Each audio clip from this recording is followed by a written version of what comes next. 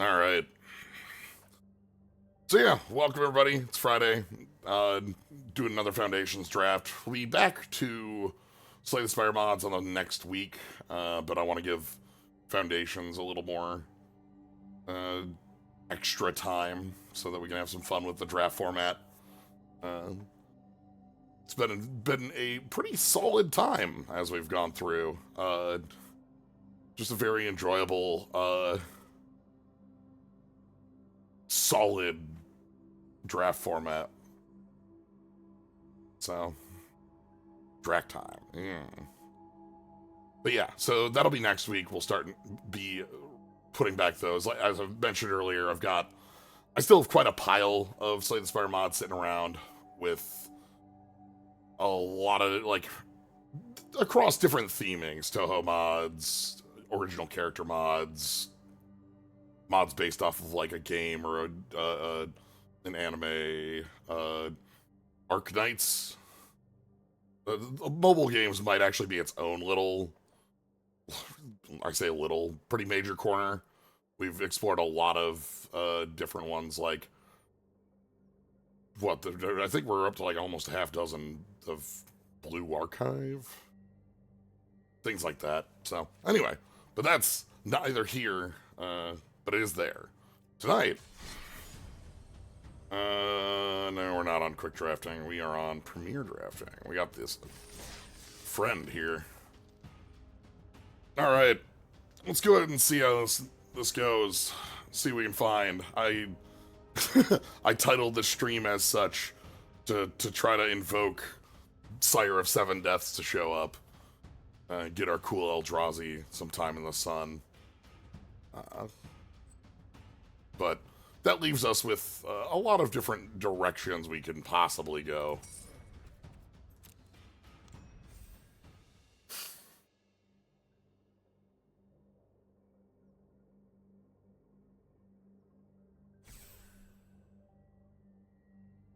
Coolest use of that is like Soul Flare. Yeah, it has a ton of keywords, so stealing all of them uh, is pretty dang good.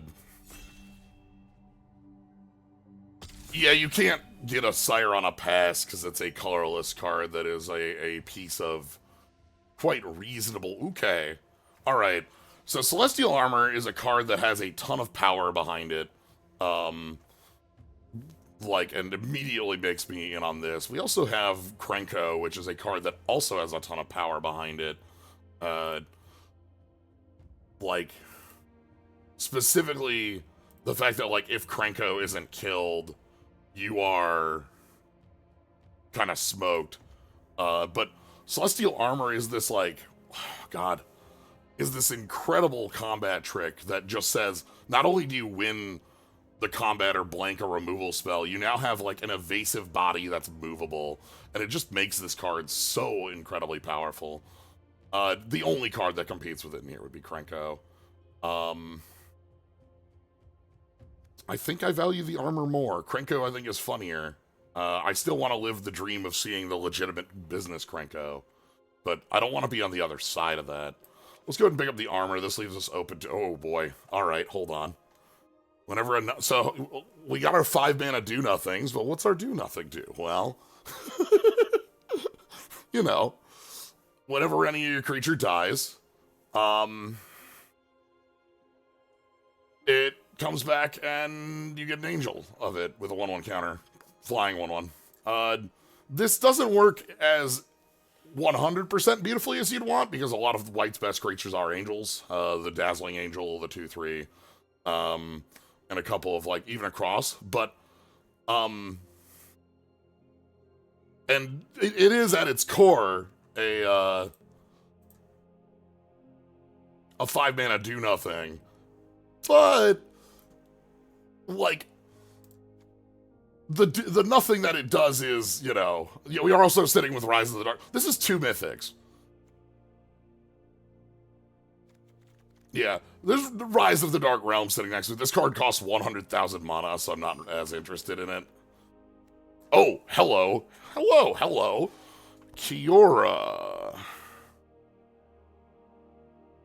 Yeah, The reason I'm picking it is that it is not truly a do nothing. The power it represents is pretty massive. Um, but we have had games where you cast it and then get killed on the spot. Savannah Lions, Felidar Savior is a card I really like. The support style effects like this that come with a body are ones that really help an aggressive line and also can make something, obviously like recurring it is funny. Kiora though is wild.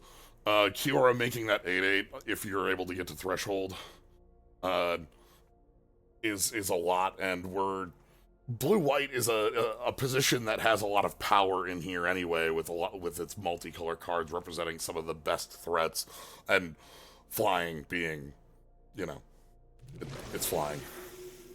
Let's see what we can get below the curve. I like Big Fin Bouncer. This is a really nice one. The Big Fin Bouncer is a little bit more expensive than like your Man of War. Like 3 mana 2/2, but like does just great. I'm also a fan of Inspiring Paladin just because the handing off first strike on it is a reasonable thing to be doing. It is a fine creature at this curve. Attacks very well. Runaway Together, I've not been as impressed with it in this set as I have with others. But rules question. Owner's control. Return that creature to the battlefield under its owner's control. So, not what we want to be doing. Okay, seeing colors shifting a little bit, just in the sense that Stab is, I think, the most powerful card in here. But this is actually a card I'm really happy to have. Yeah, there's no ambiguity on this one. It's owner is the owner of it. Like, but yeah, Stab is like this card's like extremely good. This and Burst Lightning make up, I think, 1A and 1B as far as commons go. A Felidar Savior, excellent cat. You're right. I like the Billowing Shriek Mass. Obviously, it works with Kiora as well, but it just is a powerful flyer. Okay, we're seeing both sides of the coin leaving here. Obviously, we see Aetherize, and Aetherize is funny, but it's not as, like, it's sometimes the only card that can save you, and it's sometimes nothing, right? Like, sometimes it's fog that results in you still dying. The question is, with both white and blue falling out of favor in this pack, and still seeing stuff like Burglar Rat and Arlid Colony, Fanatical Firebrand, at what point do we want to take a look at a second color shift? I don't think I want to shift off white, which would mean shifting off of blue and maybe splashing Kiora. At that, I might pick up the Scoured Barrens. I'm going to keep on this, but if we keep seeing that signal, I want to keep that in mind, because it's very, like, if we're not seeing, Essence Scatter is a card I'm super fine having. This is like cheap counterspell for threats, not answers, but threats. But it's something to keep in mind here. I don't think I would play I don't think I'd play the Campus Guide, but I would play the land. I could see that over the Aetherize, but I don't think I'd be playing if Campus Guide is making my deck, I think my deck is not has some problems. Inspiring Paladin, bake into a Pie and Infestation Sage, both here still. At what point do you switch? At what point do you admit that black is real here? I think this is it. We saw the stab, we saw the rat. I think we do it here. I don't know where we're going to switch off, because Celestial Armor, Kiora, Valkyrie's Call are cards I want. But I think I have to make the swap right now, or else we're gonna be too late. I might already be one pack too late, but Burglar Rats is something I'm okay giving up. Mocking Sprite, I always, like, worry about that one toughness on Mocking Sprite.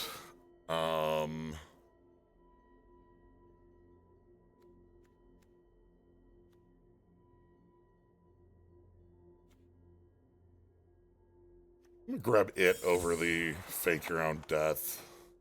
Oh, well, now we have more of them. Ruby. Remember, Soul Caller is not black open, that's more black extant. Uh, this card's a little more expensive than I want on that effect.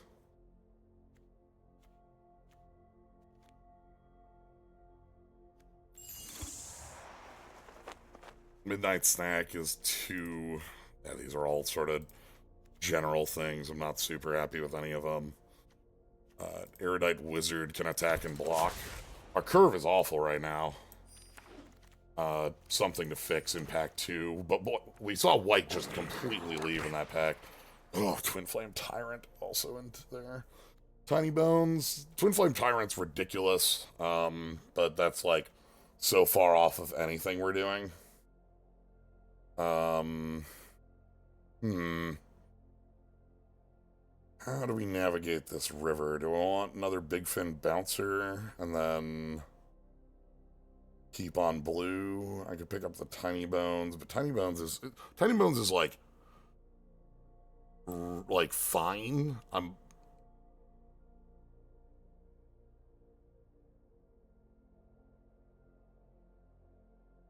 Epiphany.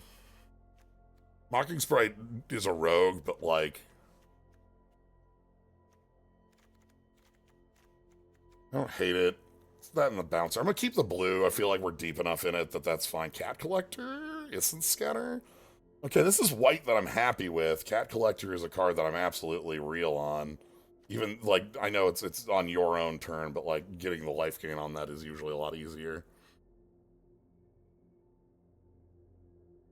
I have not done anything with that. No, I think that started today.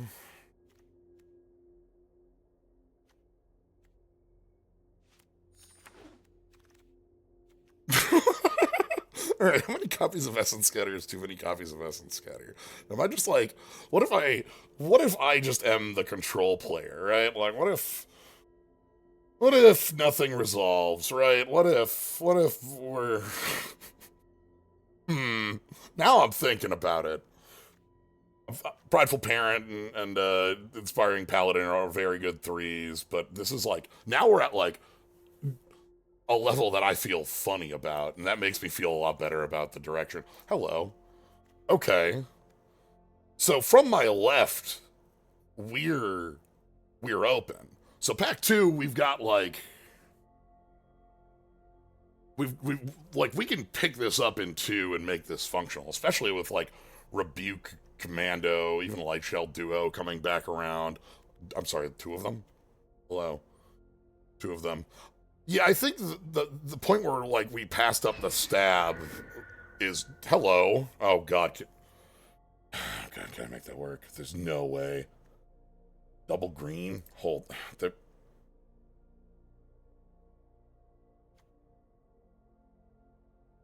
Hold on now.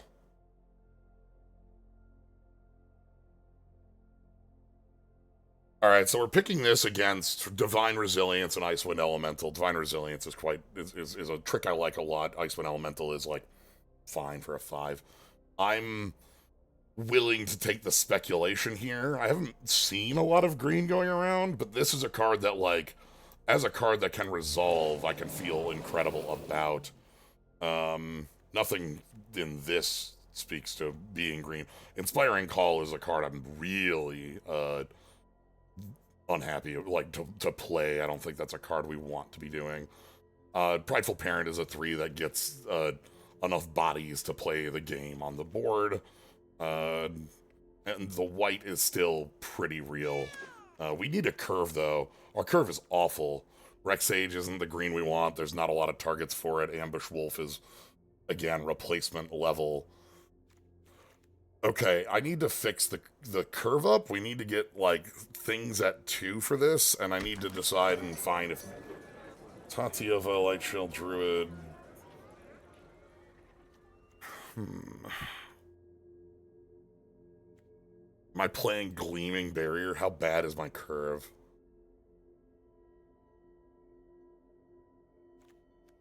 I don't think I need to pick Gleaming Barrier if I'm playing Gleaming Barrier. I think I've got a... Hello? Sweet. Okay.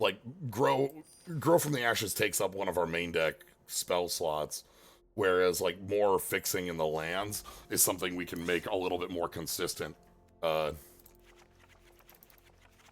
in that way. All right, let's get the cards I like in here first. So Celestial Armor, I like the Essence Scatters, Kiora, Valkyrie. I think that's funny. The Bouncer, Empyrean Eagle to pump nothing, it's fine. Pile of fixing lands, pile of green cards that have a lot too many pips in them.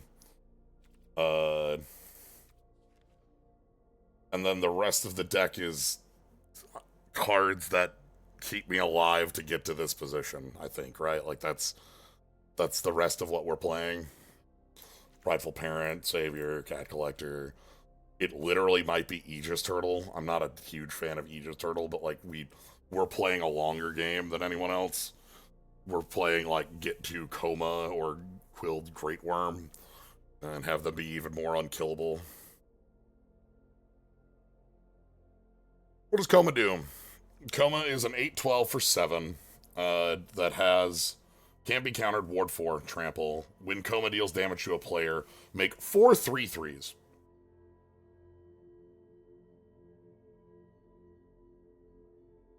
So,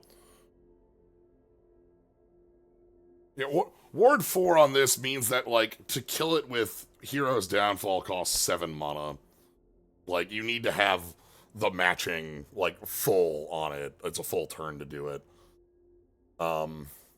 And we can make it an angel, so that's nice. Turtle, Etherize, counter spells, some flyers, Arcane Epiphany. Call that a day.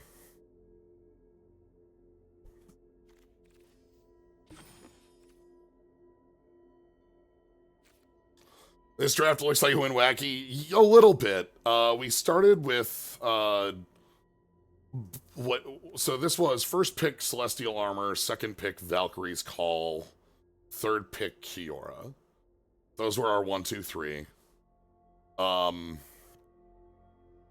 then past that, blue kept coming by. We saw some Big Fin Bouncers and such, but white dried up from there, and like black had a pretty good like showing.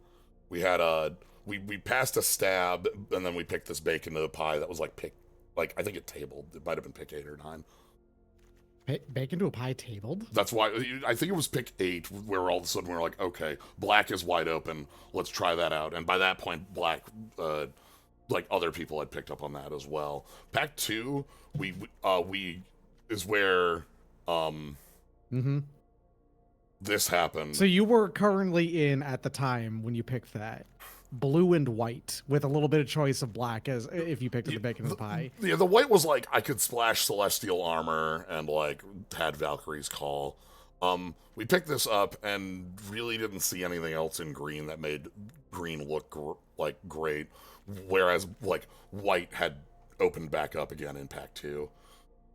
Right. And then from pack 3, I picked like every land. I think all 6 of these at the bottom are pack 3 picks. Like this is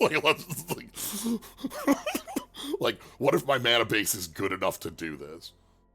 Yeah, fair enough. Like, that's actually a really good mana base. Yeah, that's functionally 4, 5, 6, 8 white sources.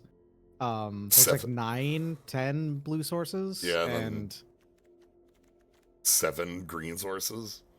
Yeah, that is a 3-color mana base right there, for sure. In the limited. The issue I see with this deck is in the middle finger that shows up over here. Oh no, your curve is garbage. Your curve is straight trash. Okay, you do like my love of 2-drops is a pretty well-known thing. Yeah, I share it. I also love the 2-drop. I don't have anything there. Just like if you gave this double strike with this trigger twice, yes. If you gave Coma double Deals strike, combat damage to a player. Yep. Yeah, that would double up. Or like Quilled Great Worm here says when a creature deals combat damage, put that many counters on it. That would also do that. Like I can't stay for long. I'm just hanging out for a little bit here. Well, let's go see if this now, one. If you do go 0-3 in 20 minutes, then I hung out for the entire time. So yeah, that's good. Maybe that's this fine. deck isn't bad enough to go 0-3. I think its curve is like it has. Oh, it's awful, but there are games that in limited where you do start on 3. That just happens. Nice Plains Island Forest. All right, so we have to do the correct thing here. Lie to our opponent. Right. You always gotta lie. Like, hello. Okay. We are lying. We are lying our ass off to our opponent.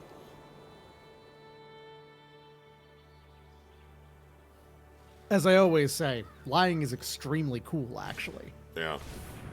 Hey! Sure. Return of Heir Apparent. I thought more about Heir Apparent, and I just thought about how Dwinnen's Elite is also in this set, and how Dwinnen's Elite is so much better than it. Dwinnen's Elite just cares about any elf. It doesn't have to be itself. Yeah, Dwinnen's Elite and Prideful Parent are both in the set, and it's like... And Dwinnen's Elite has not a lot of elves around for it, so... Yeah, but there is at least Llanowar elves, yes. You know? So you can go 1-2 with that and get yourself an extra 1-1. Boom, boom, boom, boom, boom, boom, boom. Do you have any wizards? What? It's fine to play this just as 5-mana draw 3. That's okay. What are wizards? I don't... Oh, that sucks. Oh, that's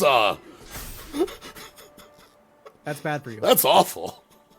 At least you have good block still. Yeah.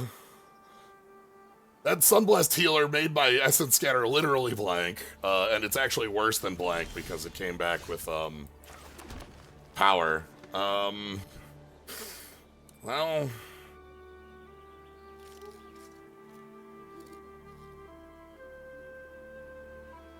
I guess I want to pass and just Arcane Epiphany, I think, is the real thing.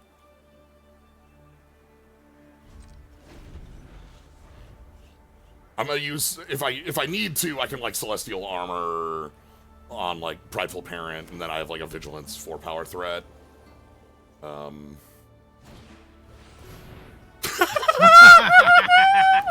Yes! Your opponent is kicking your ass. I'm getting demolished by a, like, Anthem. That's a Heir Apparent that came in as a 3-3 and a 2-2. Yeah. Like, not great. Taking 3 here. Yeah, honestly, they probably want you to take that trade. Alright.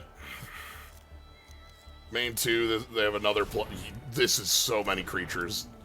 I'm not, like, Coma's never even hitting, even if I did resolve Coma, right? Like... Yeah, they would just be able to block and kill Coma in combat. Yeah. Alright.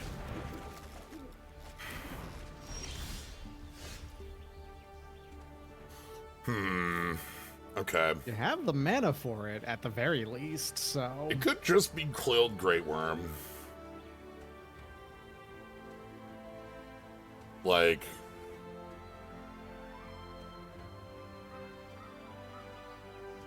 None of our creatures live in combat, but Great Worm is still, like, huge here. Bouncer would be, like... Bouncer, kill a token. It wouldn't be bad, but it does not meaningfully change your opponent's ability to kill you right now if you do bounce the token, whereas the Great Worm might inspire them to stay back. The other thing about Bouncer is that it would let me play Evolving Wilds, too. That's true. And that would mean Coma comes down next turn. So you know what? Sure. Alright, let's get a rabbit out of here. That's technically incorrect. It should be a cat.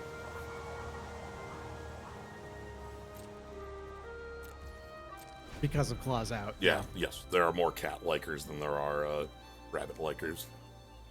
So I can trade with, like, enough bodies on here that we might not be getting an all-out, is the hope. Right, yeah. And then, like... You do trade with most of their board if they do that, it turns out. So, yeah. Now if they do just slam down, I don't know, like another Hera parent and a Prideful parent, because that's what their entire hand is, it's just going to be 3 copies of the thing that... Oh, no! It's claws out! Oh, please. Alright, well... I think they would have swung in with the unicorn if it was claws out, because they would be trying to kill you, right? Yeah, I'm gonna try and just trade off here. Yep. If they have claws, we just can't beat that. That's not a winnable board state. So yeah. I figured this wasn't claws out because then this would be in. Yeah, they just kill us. Like, your read is what? They'd have to spend like you'd have to put 2 things in front of it. They really are all in on things that make other things. Yeah. All right, so let's go grab. All right.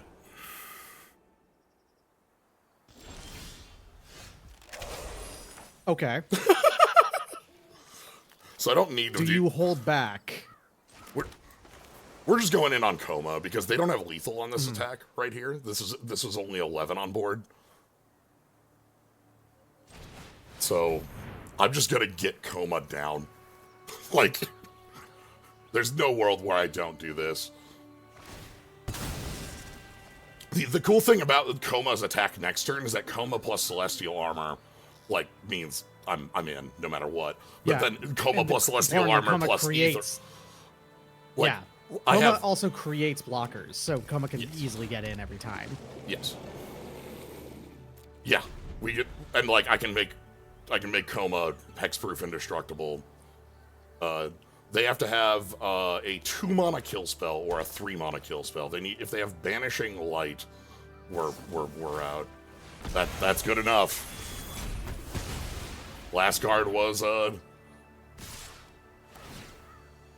last card, because that was 2. They also played the land to be able to pull that off, I think. Yeah. Yes. So last 2 cards in hand were exactly enough to deal with Coma. All right, how are we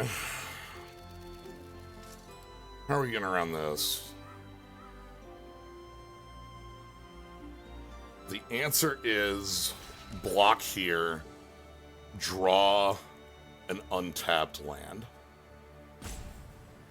We can win if that occurs. Okay. I think. No, I don't have enough. No, I'm not gonna.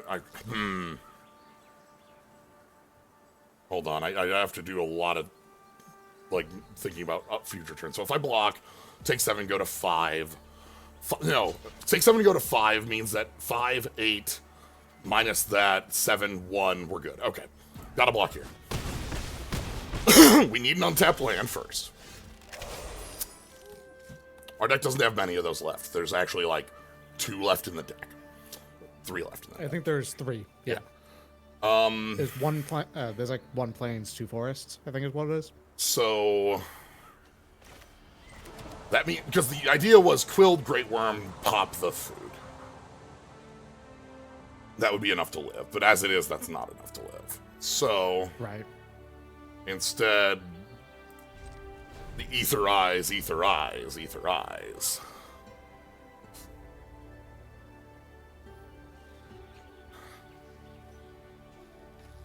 That's also not great, but, like, it's better than nothing here.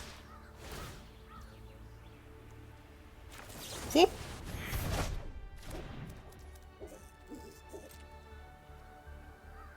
And then this is, like, unicorn plus cat, because it's the most power. Yeah. Again, untapped land would be a nice draw here, but any draw is at least fine for the deck. Okay. Untapped land. Oh, it wasn't Porous, right? It was Lionlance that I was thinking of. Yeah. So untapped land gets me armor with my Quilled Great Worm. Okay. Okay. Alright. Now, that means, like, removal can't kill us, and they might have to, like, go in. and try to go around us. And going around Quilled Great Worm, I don't think is real. Okay.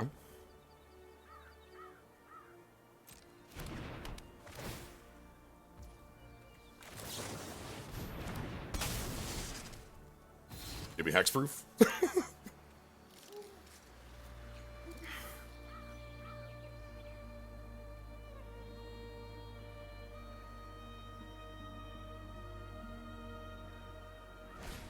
And then Dwynnin. Yep. Winning big. Dude, I don't think they can go in.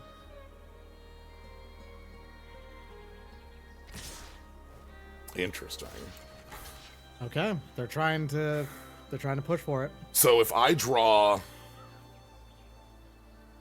any creature that's enough to not die to the board. Yeah. Because like right now Dwynnin plus the 2/2/2s is enough to kill me.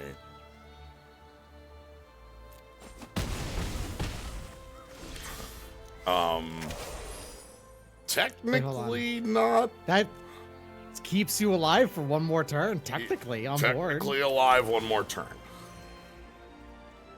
I can't go in.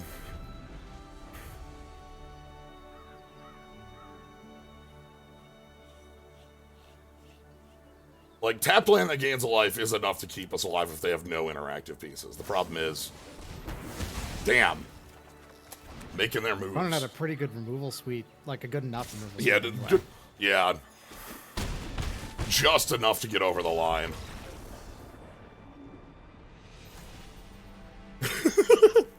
That's about what I expect games with this deck to look like, by the way. That's just long like... and drawn out, and they just, slightly outvalue the fact that you don't actually control the board very well. Yeah, the fact that we can... Yeah, basically us trying to get across the line while fighting against, like, decks playing creatures on curve. Huh. If this gets up to 4, you can actually handle things pretty good.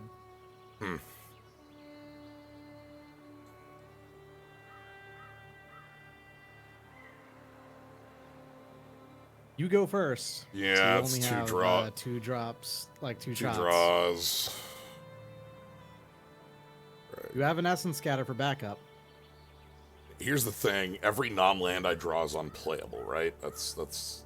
Yeah, pretty much. Okay. This is exactly why having no 2 drops is bad.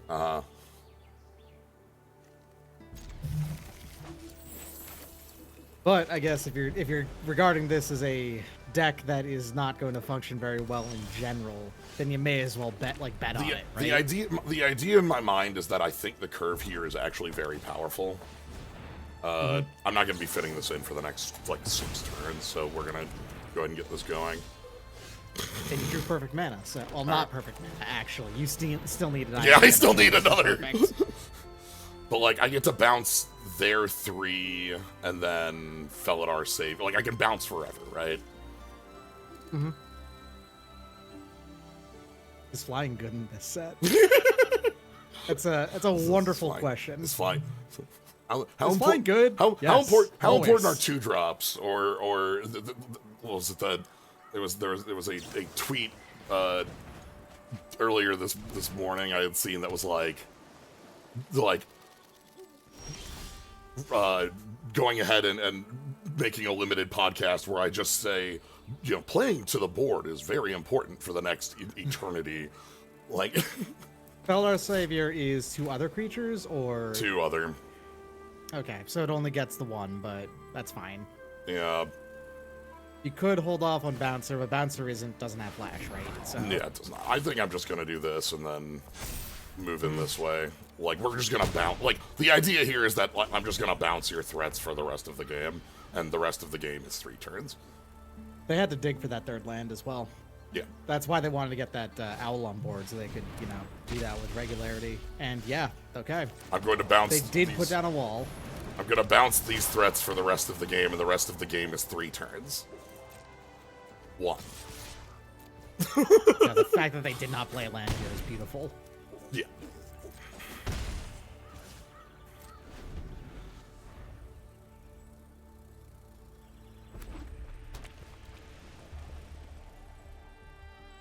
Then we still...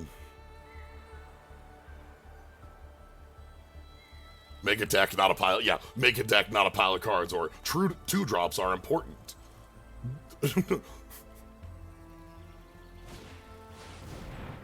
The Bouncer.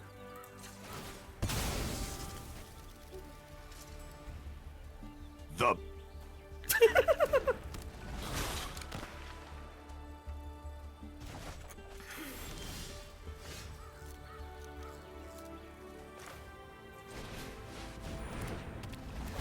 I think I'm still bouncing the Bouncer to bounce the Bouncer, because, like, what are they going to do? Bounce my Bouncer or bounce my Felidar? Like, no. Yeah, both of those are bad. Yeah, come on in. And as I said, this ends in 3. The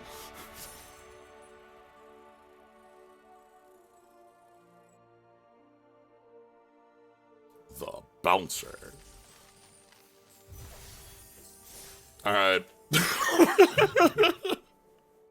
I'll take it.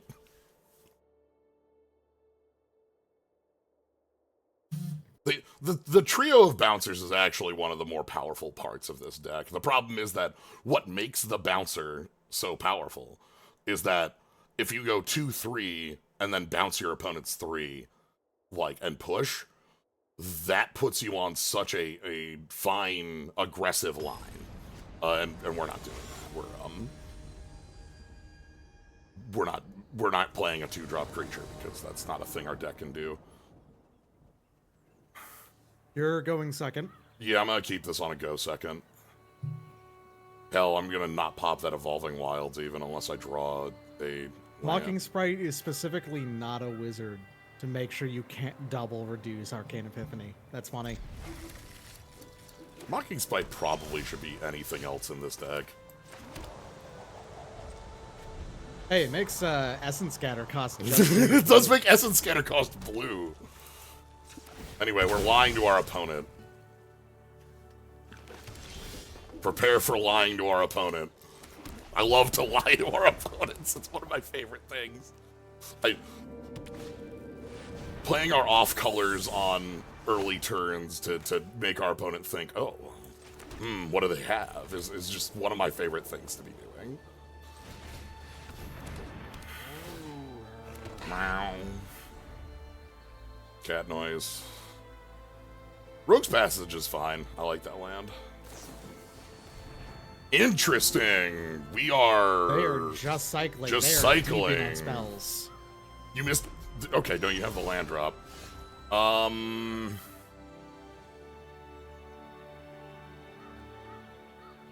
That grabs a forest, but...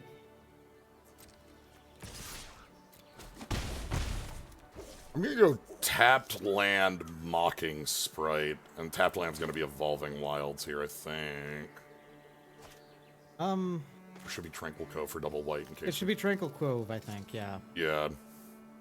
You don't need that forest yet. You need that forest on turn 6. And I might draw the double white, like, enchantment next. Yeah. And we have we can Arcane Epiphany for 4 on this, for like our 4, or Bouncer, obviously. Both of those are real.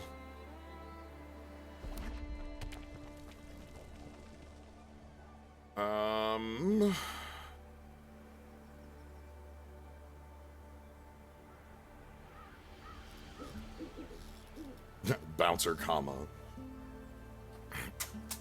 They can make an unblockable Mocking Sprite. That would be, that'd be my favorite move here.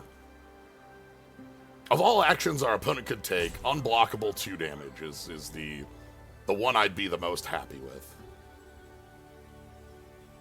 My favorite thing about the Bouncer soundbite is the fact that it comes in so late on the menu screen.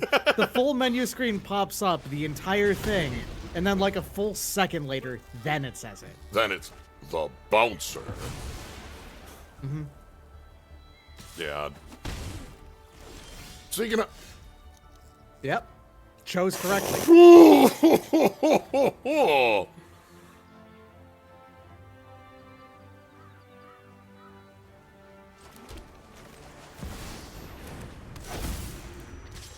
Yeah, so now if Prideful Parent dies, it comes back as a flyer with another cat. If the bouncer dies, it comes back as a flyer that bounces again. Like... Larian Terror. There he is. Yep. That's fine, I can chump block that.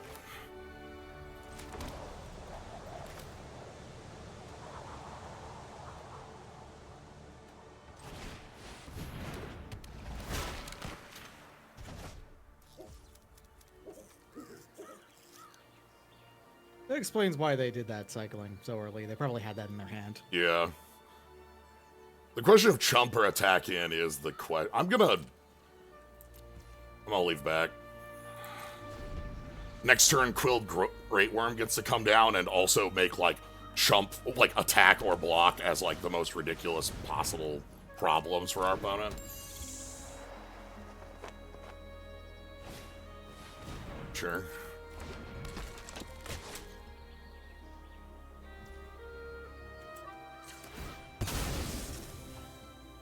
Let's just get this done. Hello, second green. You only need one more land total? Yep. And then, so guess how my combat gets to go.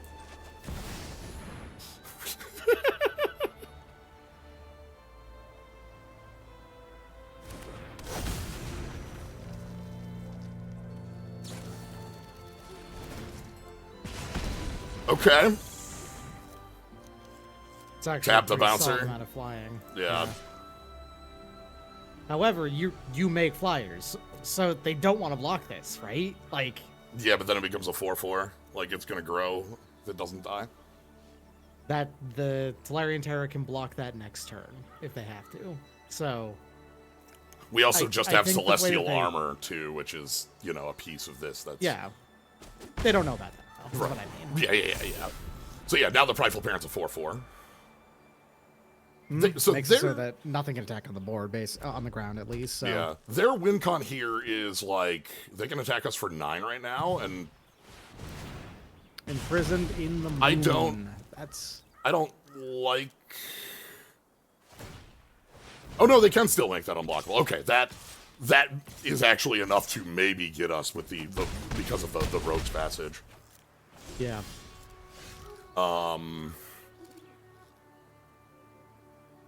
I need to kill the bouncer, and we can't kill the bouncer. Mm-hmm. Yeah, they're not gonna take the trade with the archer. No, I can't. Hold on. We can win anyway.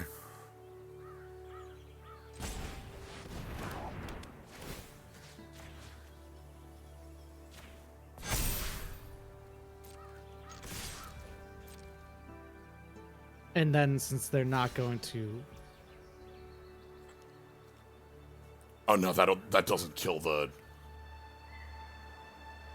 Oh, you should have put it on the token, I guess. We're fine. Everything's fine here. Check this out. We still win. They're gonna swing it with more than just the terror? Yeah. Yep. They did. Okay. That's enough. That, like, if they did, you were dead. Oh, yeah. Oh, yeah. But they did. Yeah. Because what if we... Indeed. Because this is only Ward 2. What if they had, what if we had, the kill spell for White 1? Yeah, true. Yep. Stole that right out of their nose. Yeah. Oh, my God.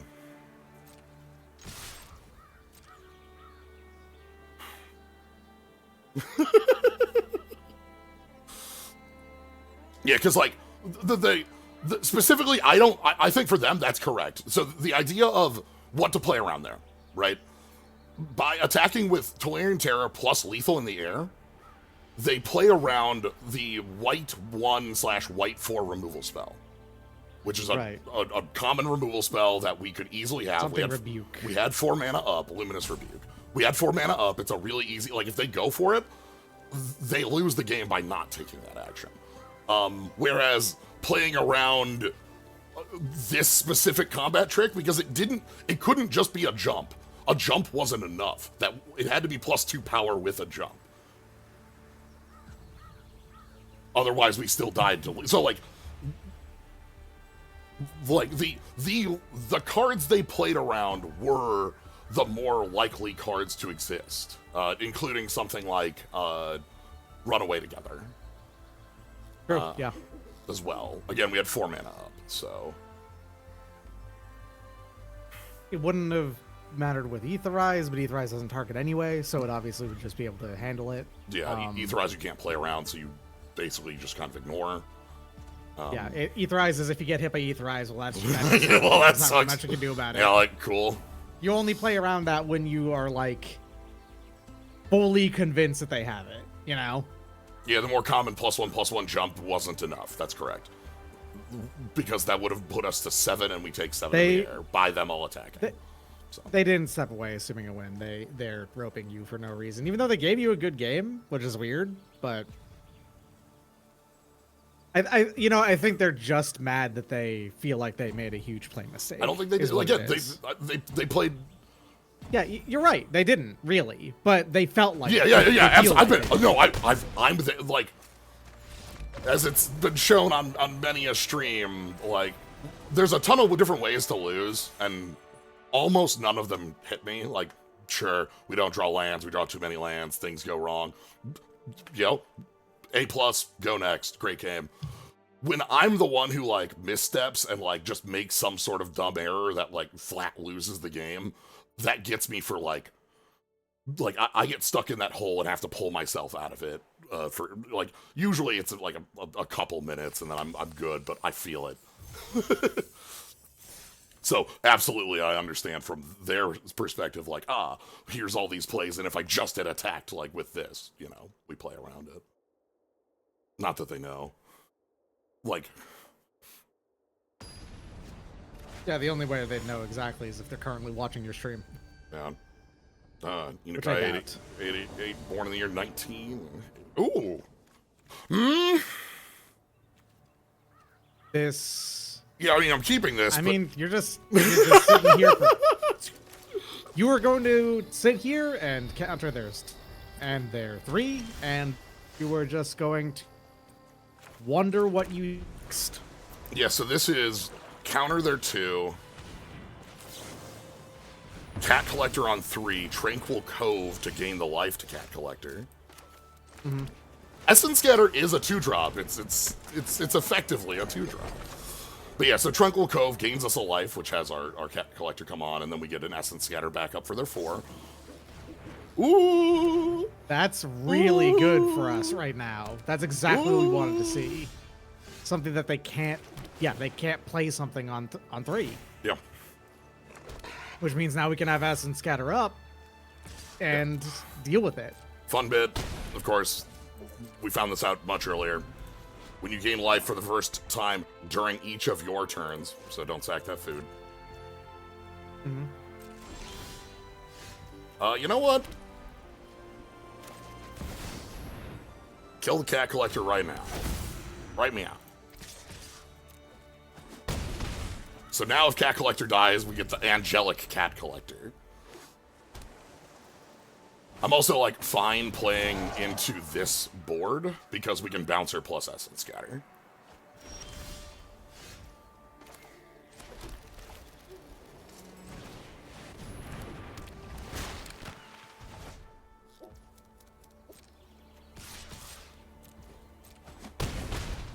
So when I'm called, I'd also like to note a term I used when I picked Valkyrie's Call. I called it a 5-mana do-nothing enchantment. It's currently doing nothing. It's doing literally nothing, right? It didn't do a single thing in this entire game. Didn't do anything. 5 mana in last game, it also technically like it. Okay. That Bear Manator did something explains last game in that it did change how your opponent played, attacked and blocked and stuff like that. Correct. It's AI affecting because they have to play around it. It by hasn't itself, triggered. It's not.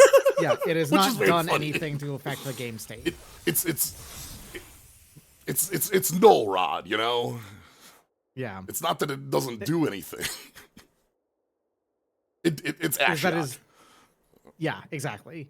Ashiok can affect your opponent in absolutely no way whatsoever, and people really, really want to get Ashiok off the board anyway. Yes. Yeah, enemy AI affecting is the way that I describe that as a quick. But you know, because you all of a sudden have to, your opponent has to play in. So the Ashiok enemy AI affecting is more like people like Lightning Rod Ashiok a little more than they should. The Valkyrie's Call enemy AI affecting is 3 cards in our opponent's hands are now dead. Yep. Mike Ross voice, what did it do?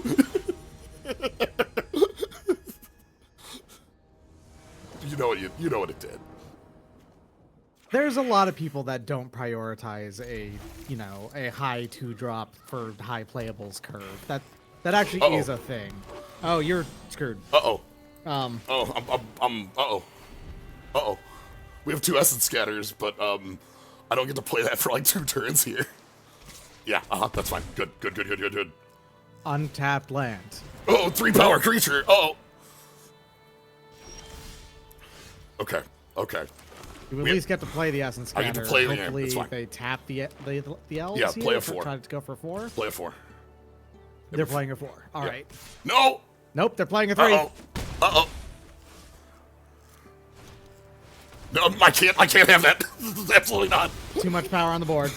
Get that out of here, please. Evolving Wilds. Go. At the very least, it only has 1 toughness, so anything kills it. You're trading that Mocking Sprite for Wary Thespian. You're gonna God. feel awful about it. I'll do it. I know you will. And you'd be correct to. No, thank you. We're stay alive forever. Evolving Wilds grabbing. Double blue is more relevant early on. Just shaking a look. Double blue opens up. Refute. And the Imperium. 3-draw. Yeah. Epiphany, yeah. Whereas double white only opens up Valkyrie's Call, which does literally nothing here.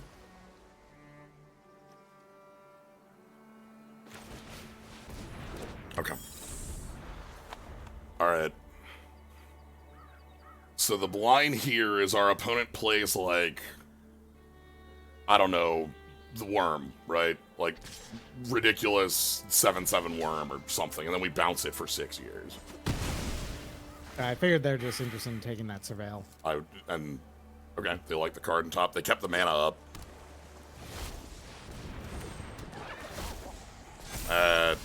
That's not great. This was a better play because it gets us more bodies for that savior.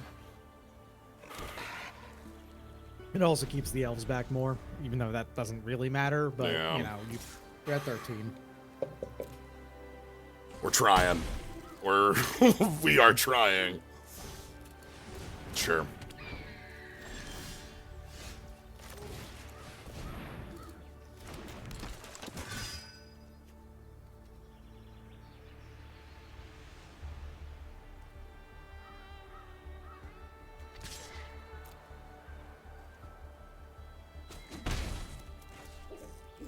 Okay.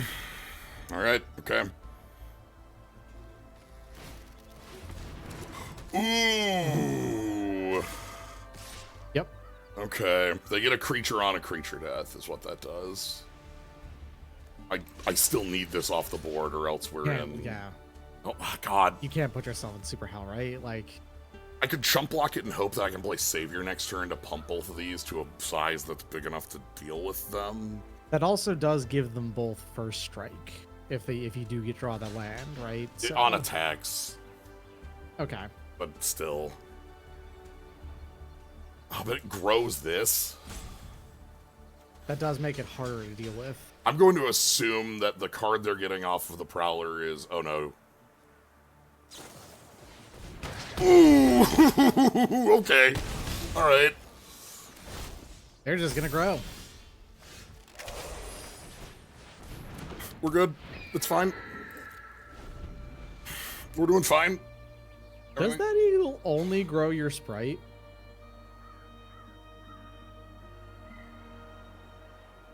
Yes. That's really funny. Oh no! Legitimate business eagle. Business person. Uh-huh. Yeah, sure. Oh, and the angels. Yeah, that's true. It in the deck it only grows those, but there's some other things we can make that are cool. Okay, well you're about day late and a dollar short, but come on now. You know. Come on now. Come on now. We ain't dead yet. True, you're not that on board.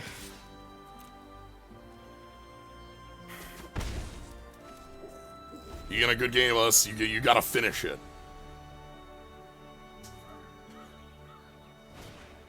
Uh-huh.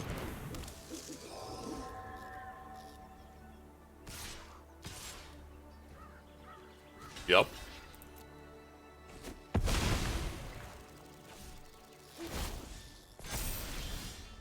Uh-huh. That is exactly the draw I wanted. You want to know why? It's because I gain 1 life. Makes so that when And you I'll bounce do it again. You get to survive another turn. Okay, I accept your apology. Oh no! Okay. You don't get to survive another turn. That's fine. Now they can give you the good game. Yeah.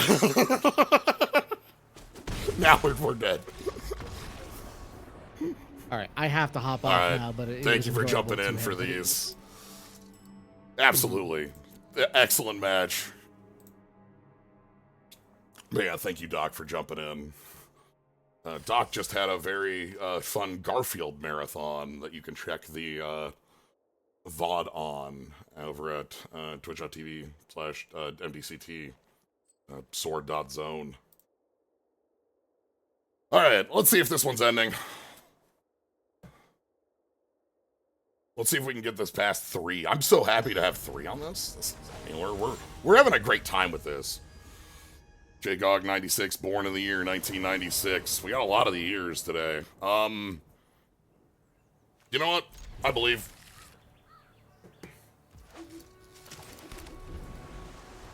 Third land gets us Kiora, which makes all hands work, which is the reason I'm fine with rolling the dice.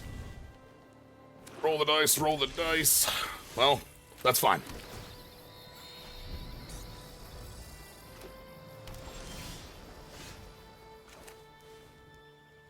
Play Kiora later.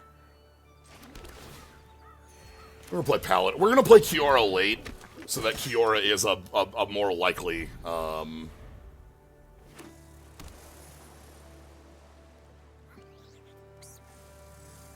Hey, thank you for the raid, Team Big Brain. I appreciate it. We're having a time over here playing some 3-color nonsense that is working. We're pretty happy with it. Mocking Sprite. I think we just discard these 3s I don't like.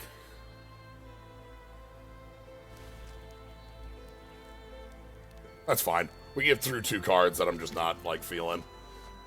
Kiora with Valkyrie's Call, if we can draw a white source, is very fun. Bouncer for whatever their 5 is also fine. That's, you know what? That's the most likely case for Kiora. Let's go ahead and get Valkyrie's Call down. See if they have a counterspell for this. No? Alright. That's gonna make their removal for the rest of the game really difficult. Do you have the Sphinx? You have the Sphinx? No! Did you know this card can't be countered? This spell can't be countered. It's the ultimate defense. Even if I had it. Sure, you'd have Crypt Feaster. I don't care about that. Wow, that was 5 cards that don't do anything, huh?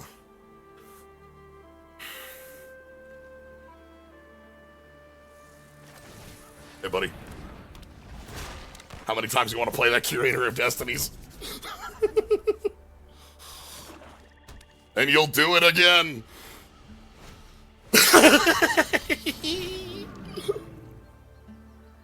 Uh-huh. Factor, factor, fiction, or fiction, or factor, fiction, or factor, factor, fiction. Factor, fiction. You can have...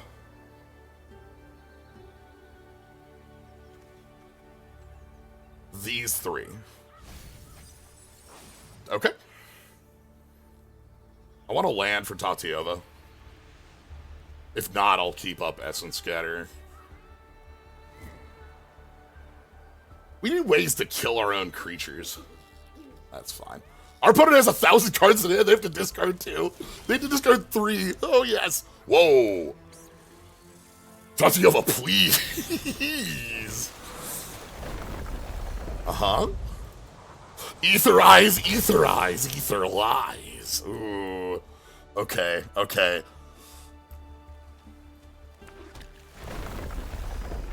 Oh, we absolutely attack. What if they block?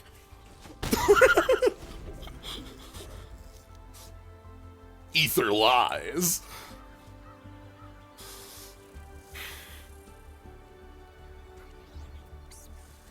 I want to bounce. So 15 cards in deck. We just need to bounce Curate of Destinies three times. That's how we win. Sure, Grip Feaster.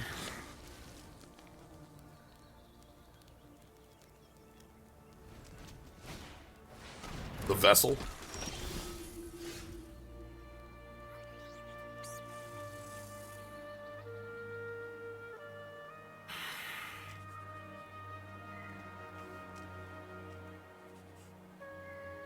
I think I'm fine passing here.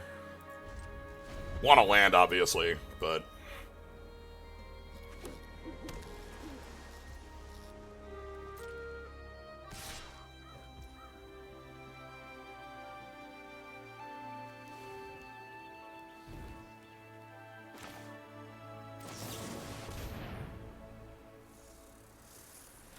Uh-huh. Yeah. Please kill this. Oh no! I can't believe the bouncer died! Anyway.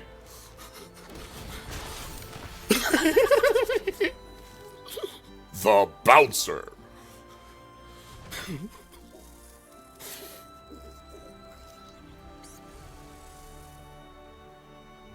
I'm so happy about the do-nothing power that is... we're not going. Sorry, Tiny Bones. The power of Valkyrie's Call is real. Oh, we're so close. Yeah, I'm just gonna draw some card.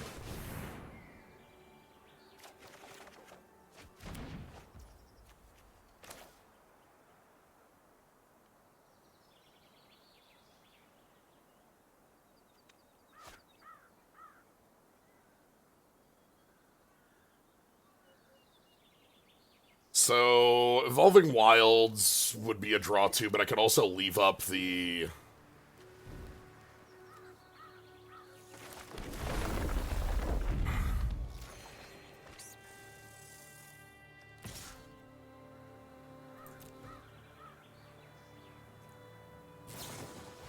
Yeah, that's fine.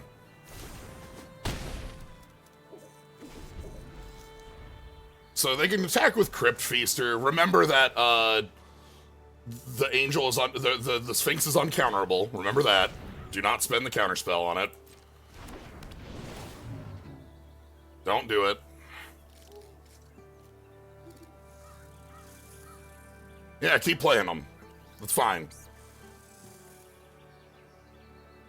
You can have these. Actually, what's in your grave?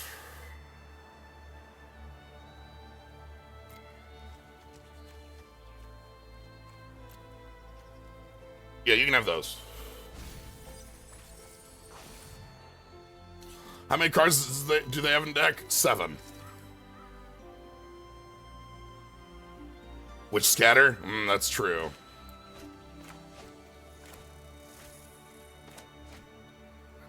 It mills 3 if they cast it.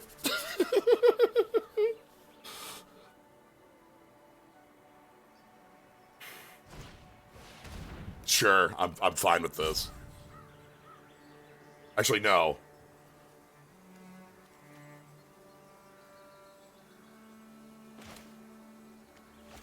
I don't care.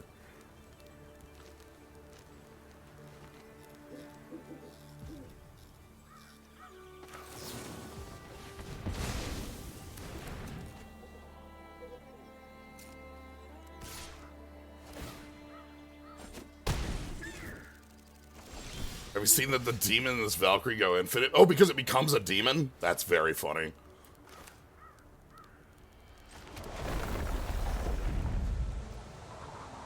Alright, we're gonna go ahead and play Empyrean Eagle.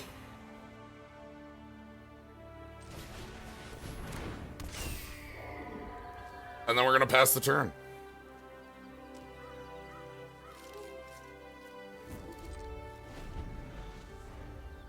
The bouncer's big enough to fight the Curator of Destinies now.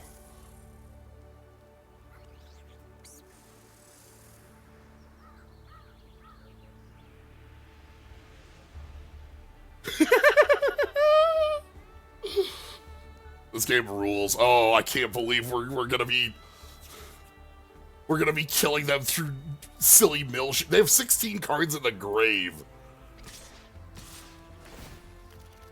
Yeah, sure. Ether eyes, ether lies.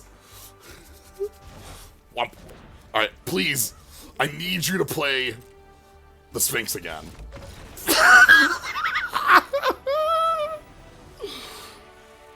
This is how you defeat the Sphinx. Card advantage, the silent killer.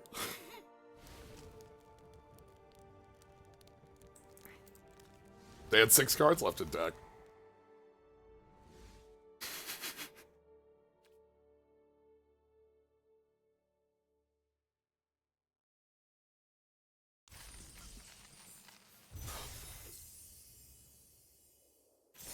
Like, you can factor fiction at me as many times as you like.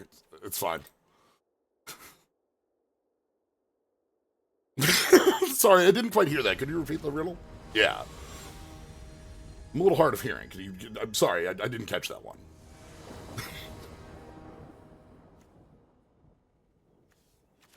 This is good.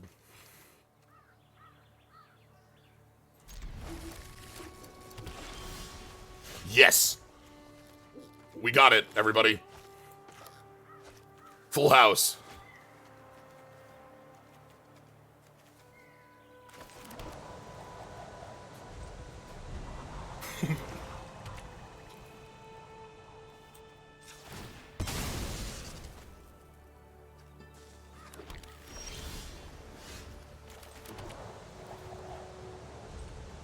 Hey, Gnome. Thanks for the raid. You just missed an incredible game where we milled our opponent by bouncing their copy of Factor Fiction Sphinx a million times. They ran out of cards because they Factor Fictioned too many times. Oh no! Do they have it? Oh, do they have it? Guts.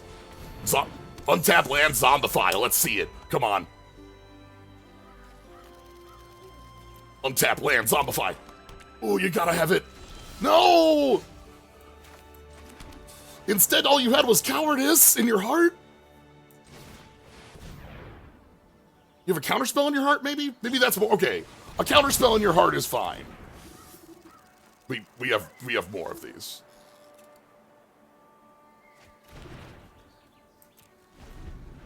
I'm sorry, you're discarding Eaten Alive. I don't like that.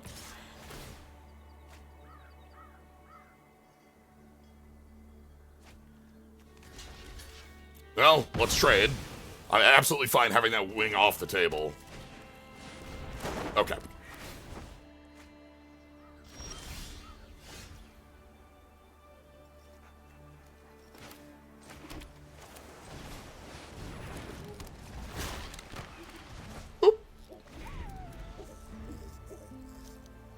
Guess what I'm doing for the next forever?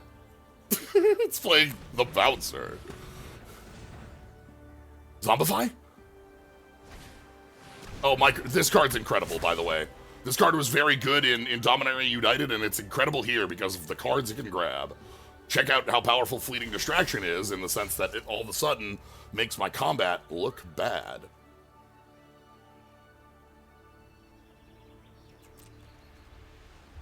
Luckily, I don't believe in combat tricks.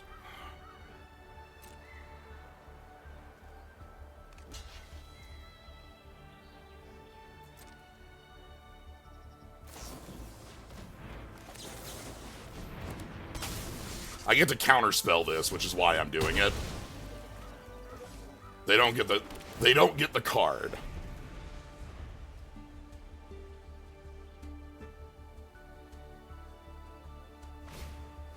Another oh, okay. All right.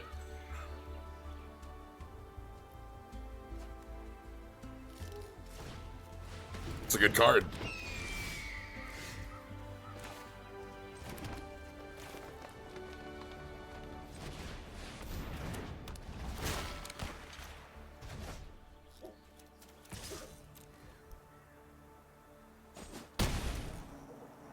We're gonna keep being aggressive here. Being aggressive, putting them on the back foot is something I think is fairly important to this game. They have a ton of card advantage with a lot of their No! I've already spent all my bouncers! Uh-oh. I've already spent them all. Oh, no. I'm in ruin.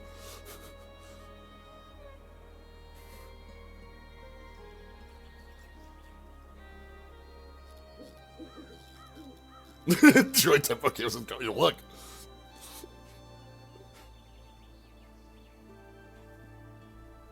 We've got the mana for Coma. I have both my forests.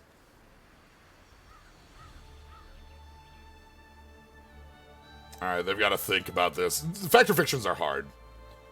Like, this is a choice you have to take some time on. Curator's a very cool factor fiction. The fact that it does the face-up, face-down split, and the fact that it's on, like, a high enough body to make it relevant. Like...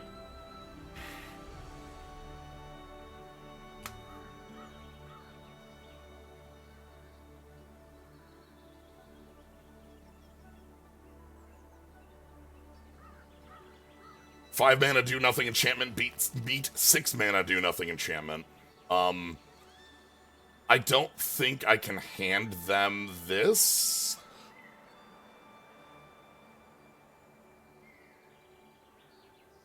It's 6 mana. It's their whole turn and it's upkeep of next.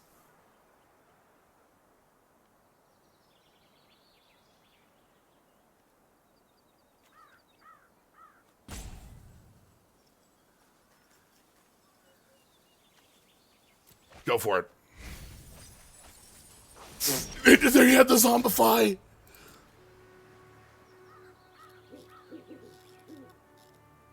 Okay.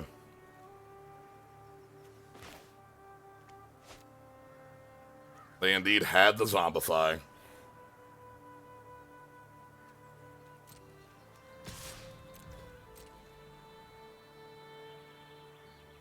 I don't know that they have time to tap out for that is the thing. If you take a look at, like, the cards we're making right now.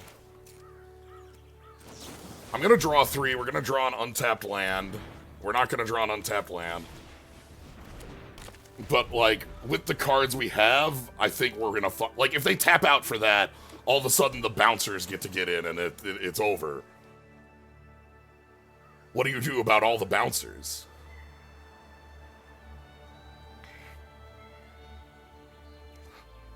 I think they can't play it here.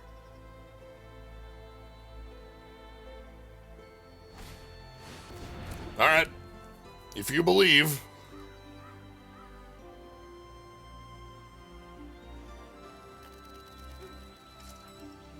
I want an untapped land. Oh my goodness.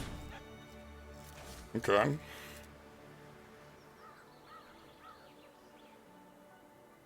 Okay. Bounce. We have a witness, or we have eaten alive. Okay, sure.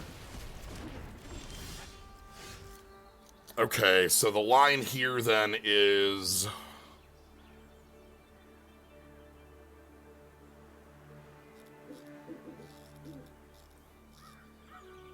Kiora...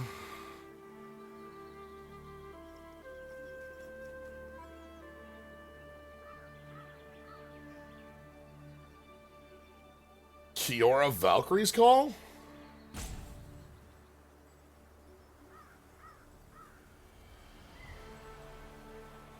They're at 10. If I play Felidar Sovereign and get in with the armor, that's 7 at them?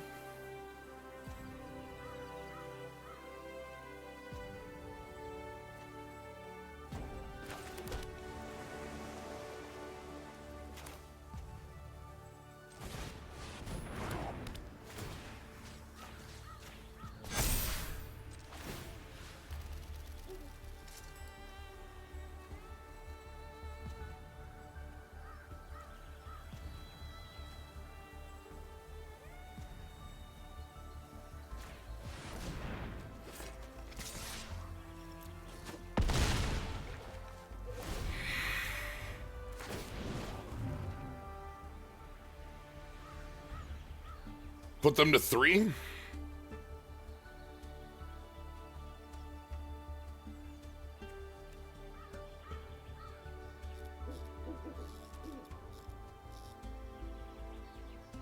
And then the idea then is that Valkyrie's Call and attacking with the bouncer means that like they have if they kill the bouncer on the attack, we get the bouncer back. Let me check their graveyard for that.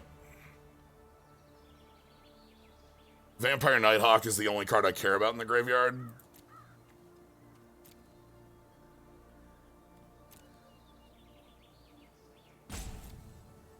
Vampire Nighthawk is the only card I care about in their graveyard, and I kind of want them to spend mana like that.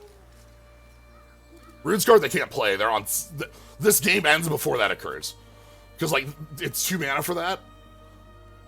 They have 7 lands, so if they play the 8th Macabre Waltz, they have 6 left. They can't do it. Ooh! Good bluff. 4 lands. Well played.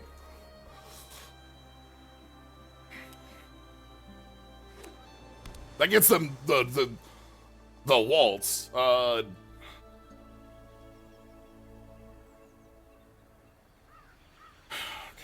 Okay.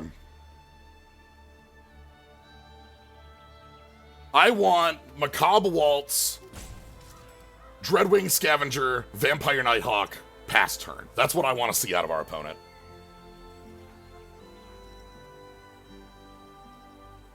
That taps them out, which means that my Valkyrie's Call gets really strong. Macabre Waltz, Runescarred Demon. Runescarred Demon's for later turns, but I'm playing so that that shouldn't matter. Vampire Nighthawk. They're off of black. Oh, did they not have enough black for the whole trade?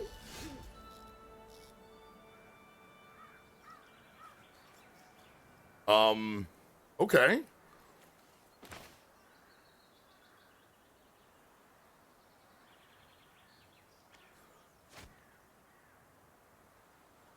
I'm gonna go ahead and get down Kiora then.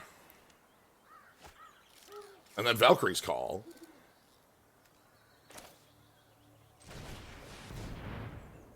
This is a counterspell bait.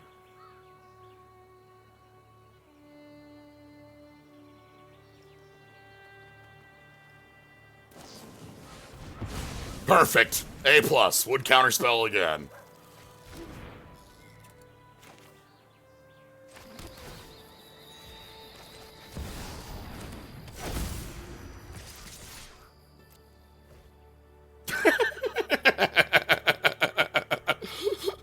A+.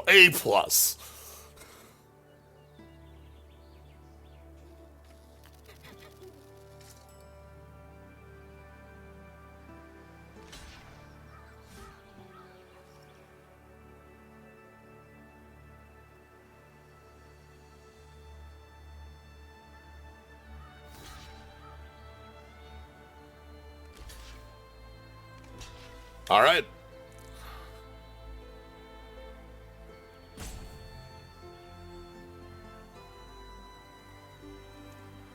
Yeah, so, Gnome, the thing you have to understand about this deck... I'll show you the curve after relief.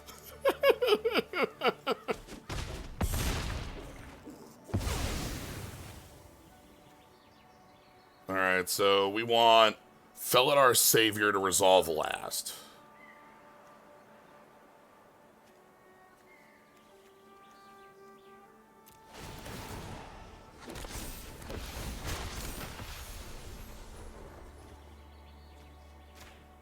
And here we go, the end of the game! They just don't know it yet. The game is over. Guess what's not a May?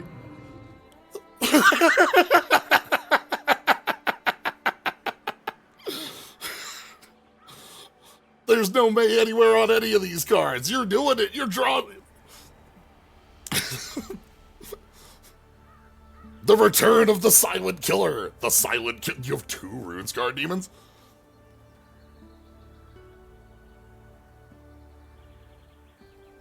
You can have pile 2.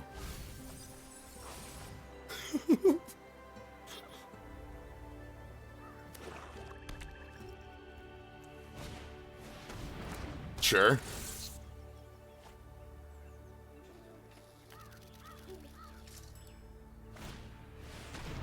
Yep. Can the opponent kill us before they deck? They have 1 card left. They're gonna surveil 3 and see 1. Nah, this card's good.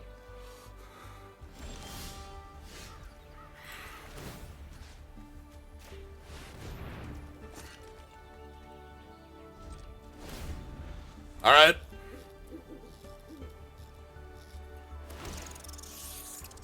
The rats. Rats. They are the rats. All right, no cards left in deck.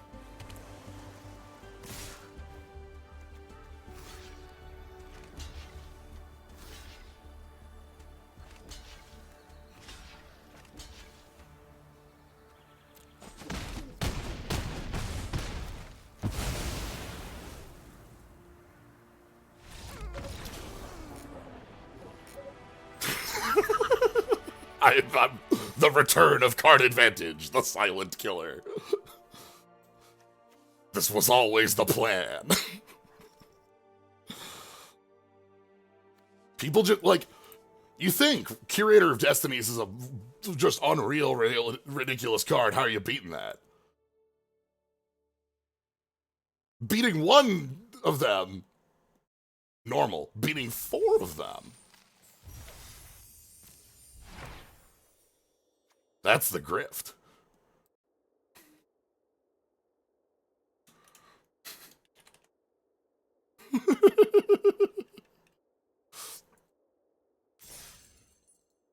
Yeah, so, for you, Gnome.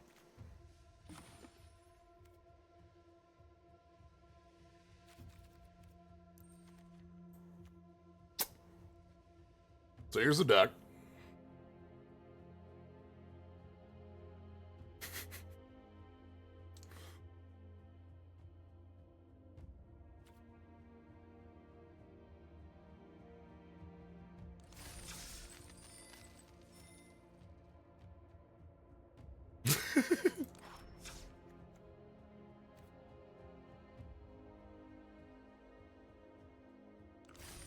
Anyway, let's keep going.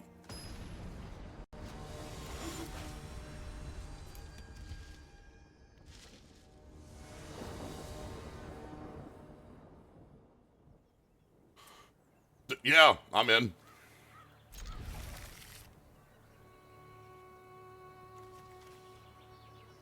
Easy, it's fine. We're cool. Tap lands for days.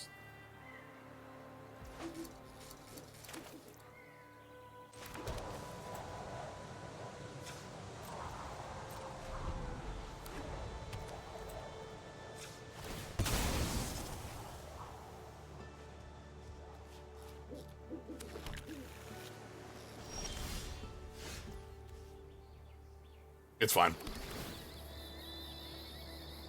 Our curve is beaten up too much by playing this on 2. Or, like, the island on 2. Our curve just hurts too much to do that. So the Essence Scatter is just going to be a later thing. We have enough bodies that I'm not... Like, I don't care too much about having to, counter a 2. We can go ahead and counter a 3 instead.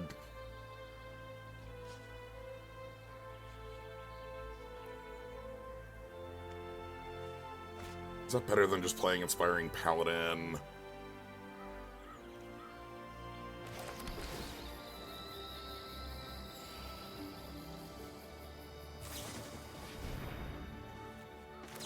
No.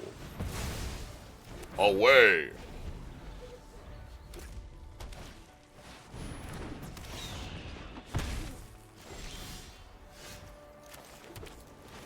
No.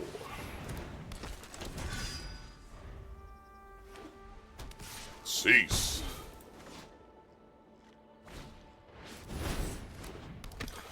Damn, Sunblessed Healer makes our counterspell look awful every time, huh?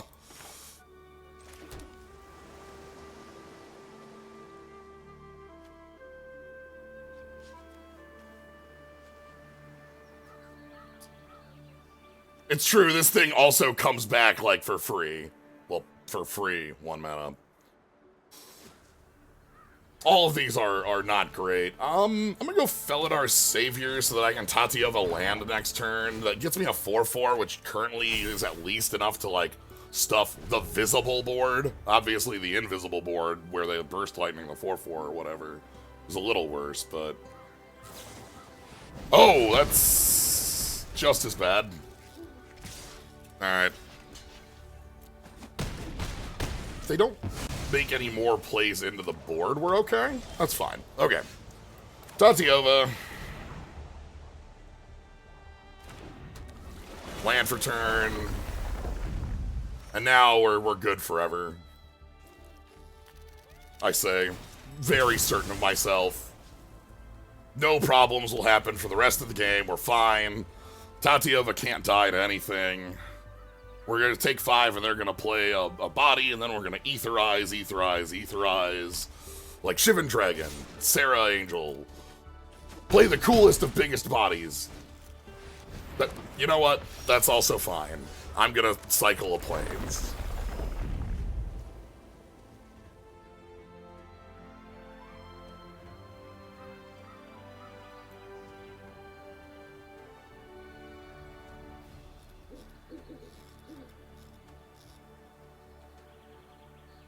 I'm not blocking.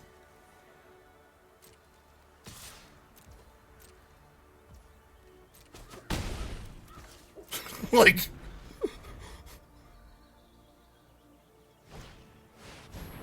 Damn! Ooh! Yeah! Here we go!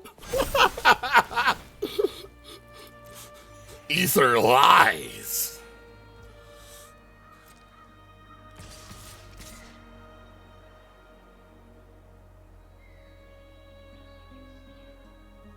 You know it. You see it. You feel it. In your heart, you knew it. They knew it. Nah, they knew what was coming down.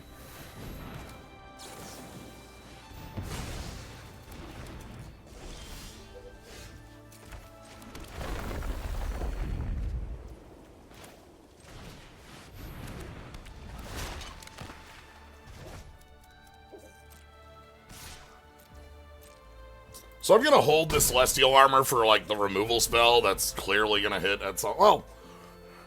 I want to use it before the Cathar Commando becomes a problem.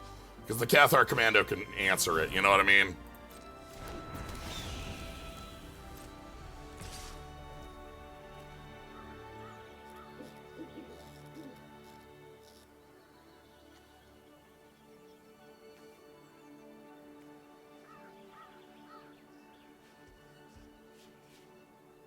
I think then...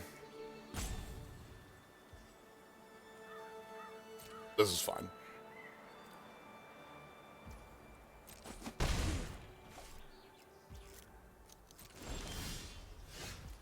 Cycle land. Keep cycling these like... The Bouncer.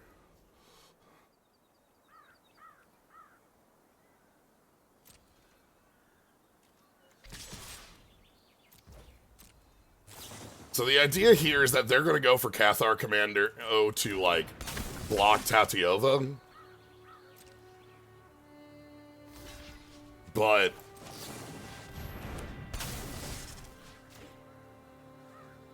then they should Cathar Commando to kill the armor. Yep.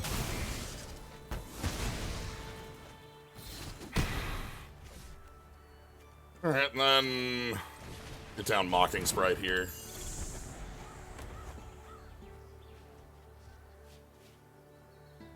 Might have been better to just go with, so I can bounce if they play a creature with enough power to recur that. Ooh, okay. Well, cycle a land.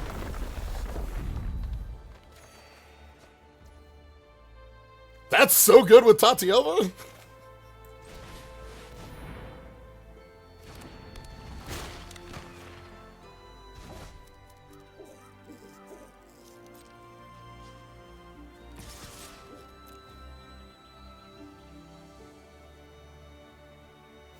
Do they have a combat trick as final card?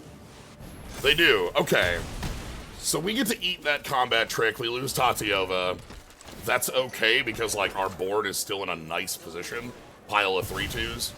They have any cat they draw gets enough bodies to fight our board, but any cat they don't draw is us doing this, and they're at 14.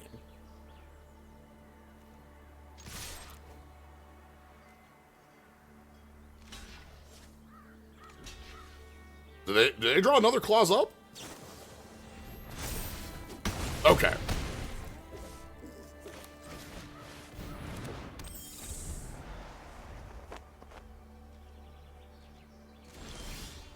I ate the food because, oh, I didn't even notice it. So a lot of the times, we gained life off of Tatiova, which is the first time we gained life, rather than the once per turn. I literally haven't even thought about it because I'm just going with our plays here. But the idea is that it was like, oh, we gain our life on that, but it's not. There are a number of triggers in this set that are not once per turn, but rather the first time you take an action. And so that was like where my brain was, and I just autopiloted the line there, costing us one cat. Let's get to final game. Tatiova drew us, what, 5 cards in that game? 6 cards? I'm in. Yeah! Alright.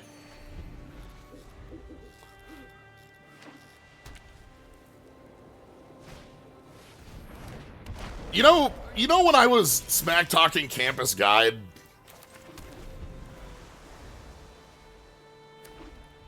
I would have played Campus Guide in this deck. I would have done it.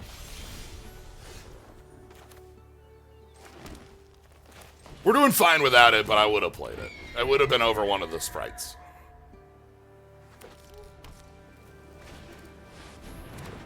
Alright, they get their move there. They don't get any real attacks. We have all the mana now.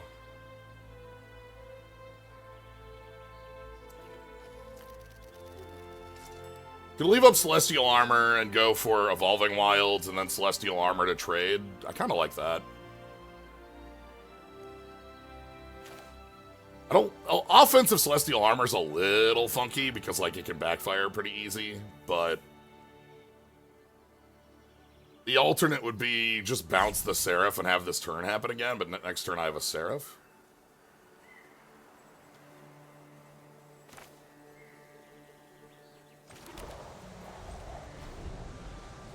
We'll do it this way.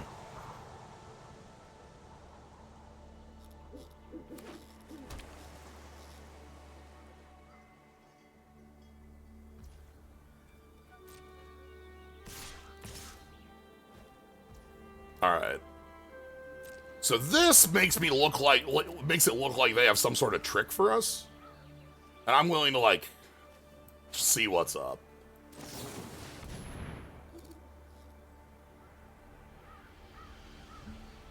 Let's learn. Do you have a counterspell or a trick or a removal?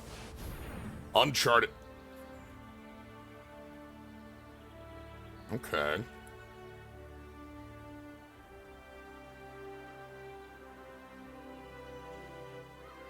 Do I want to redraw Empyrean Eagle?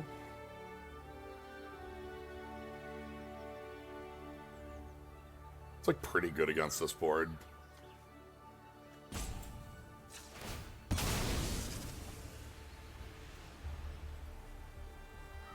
I think I don't, but I want it on the bottom of the deck. I think we want to get to Coma, and we're going to use our cards extant to get there. So I want to fetch first, then put it on the bottom to make our deck a little bit more consistent at drawing to get us up to this.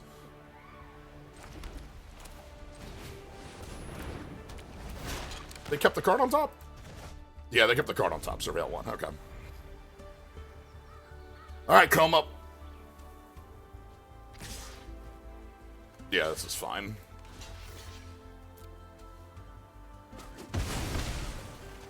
Kiora does some work. Kiora also does some threat, which is nice. Like, getting some threat on off of Coma is actually something I think is going to be really strong for us.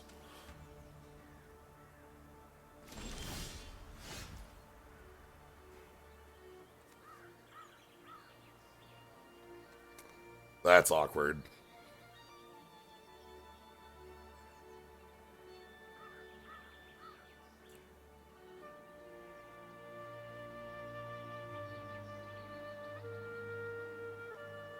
Okay.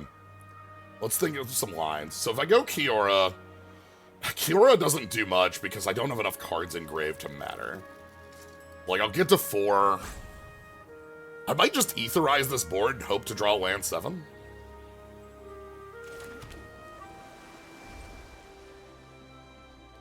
Undo is fine. Our opponent has missed a land drop and, like, might cycle a Frazzle here.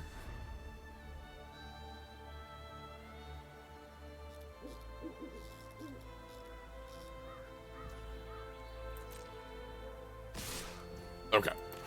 Let's do Undo. Bounce 2 creatures. And that locks them on their turn for a little while here. Like, they can't really make a good play. Like, I mean, they can't rebuild that whole board in one turn, right? They could play, like, the raid draw card 4/3 flyer. They can play stuff like that. That'd be, like, pretty powerful. They're just looking for more land. Okay. Because they can also play a 3 or a 4 drop, depending on if they draw an untapped land here. If they draw an untapped land, they get the 4. If they don't, they get the 3. If we draw an untapped land, well, that's fine. Let's go Kiora. Okay, this is good. Ooh.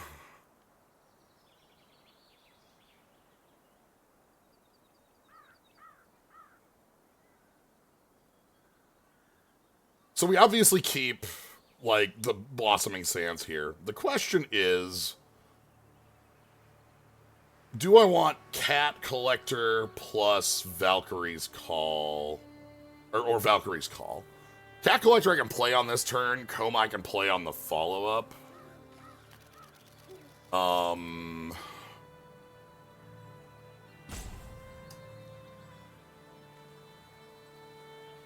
I think we're relying on Coma on the next turn. This is awkward, but I think that's... No, 22...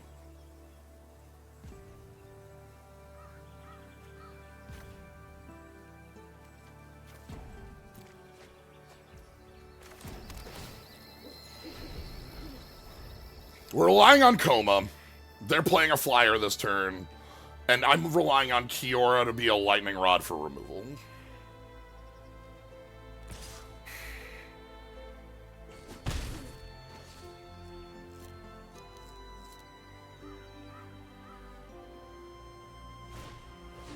Dazzling Angel number 2. What's our grave? 5 cards. Lands and such.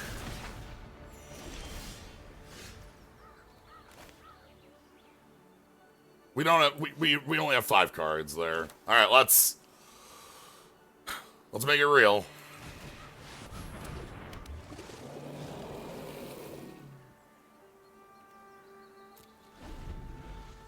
Do you have a 2-mana removal spell for Coma? Ward 4. The equip cost is white 3. I couldn't equip last turn because we had 3 mana untapped after we played Kiora.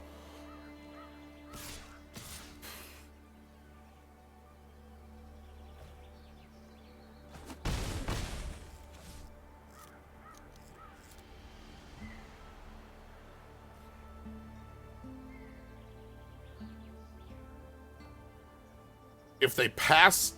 Okay, Vanguard Seraph. That's a lot of flying.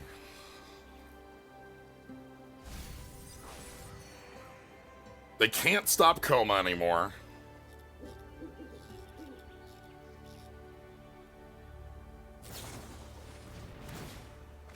Okay.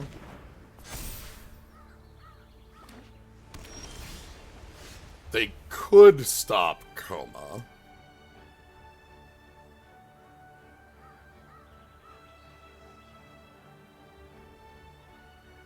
If they if they blocked with everyone, they could. We might die to flyers. That is a possibility, but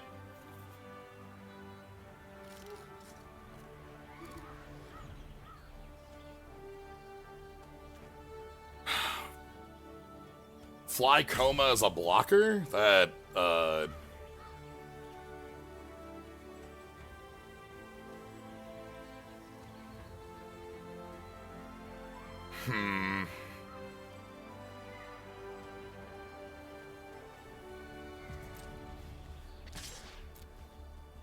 We're gonna go Coma in. If they block, and, like, lose everything, that's okay. Here we can go ahead and give...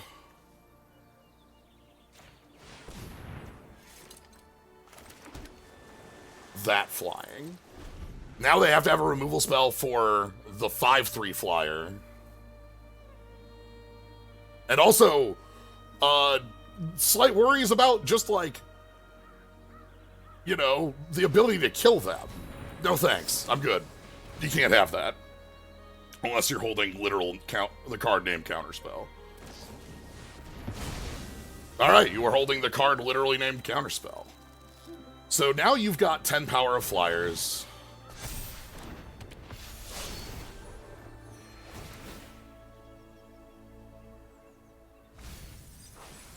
How are we taking advantage of this? What are we doing?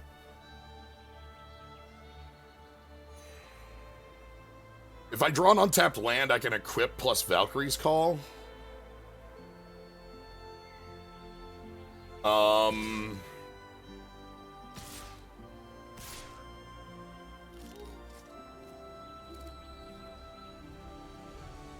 Yeah, coming in makes sense.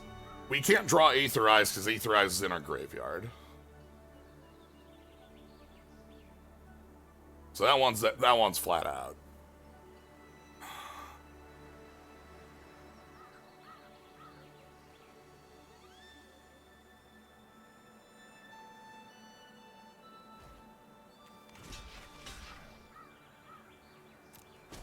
We have to save most life there. The Bouncer. Alright. What about the Bouncer? Anyone heard of this one?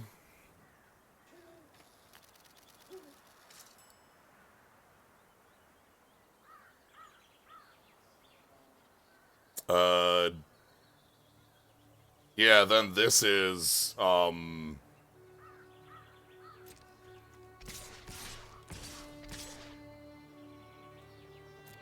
if they want to block with everyone, they're free to block with everyone. We get a Coma trigger for 1,000,000 blockers on the ground, so I don't care.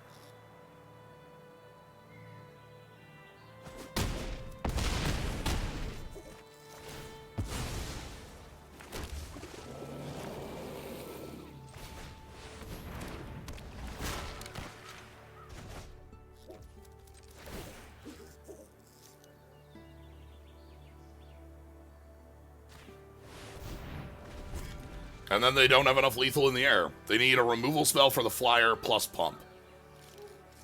And they're dead on the crackback very heavily.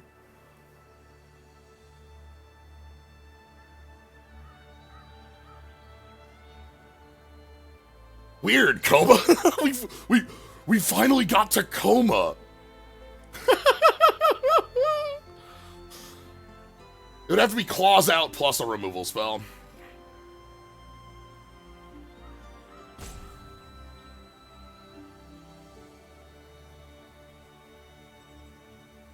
Hindsight 2020, the cat collector is probably the keep way back, just for the extra body and a little bit more aggression. And the food. That actually is a pretty important bit, is all of a sudden what the food changes, you're right.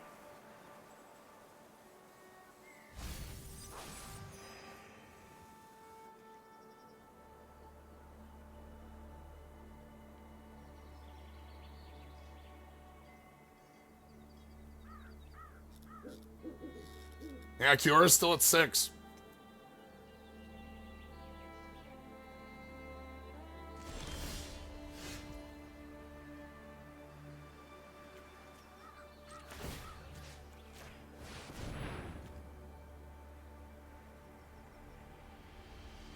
Anyway. Finally got to win with our blue bomb instead of our opponent's blue bombs.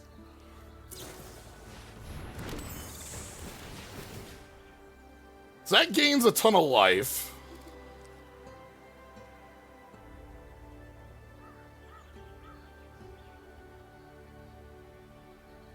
But they can't tap Coma. They gain a bunch of life. They go to 13. That might save their life. We can still all out because they don't have enough. Doing math. If they block enough on Coma to make Coma not deal combat damage, they take 12 and die. Right? Doing math. 3, 6, 9, 10. That's these blockers. That means 3 blockers left, 7 attackers, 21. 21 minus 3 means that the only things left on the board are the 4/5 wizard. Okay.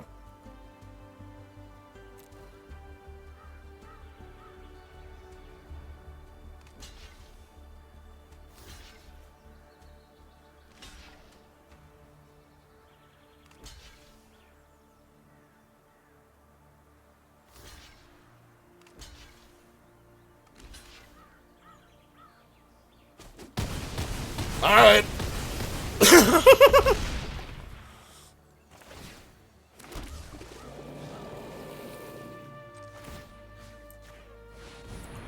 Move that over in case of jump.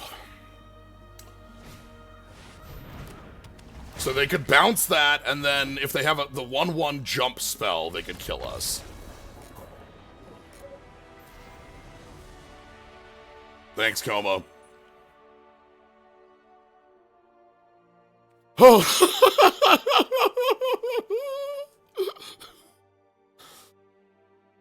We call card advantage the silent killer. Coma's a little louder than that.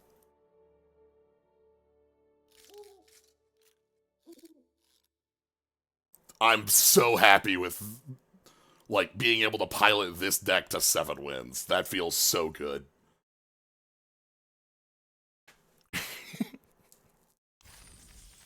Thanks, Coma.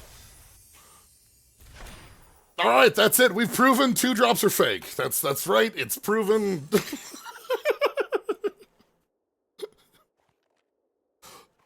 Oh. What a fun one. But yeah, I think, Dome, you were correct in that the cat, like, the 3 life from the cat actually is the thing that matters the most in, like, the long run on that.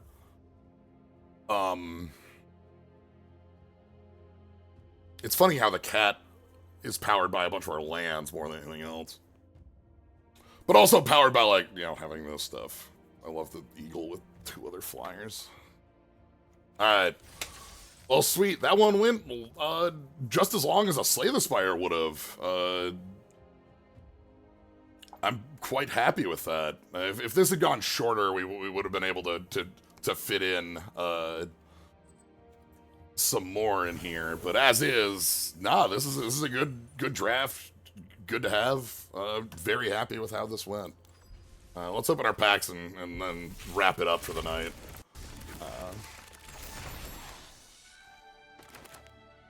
Got here. Fabloom Trick. What a strong card. I love that card.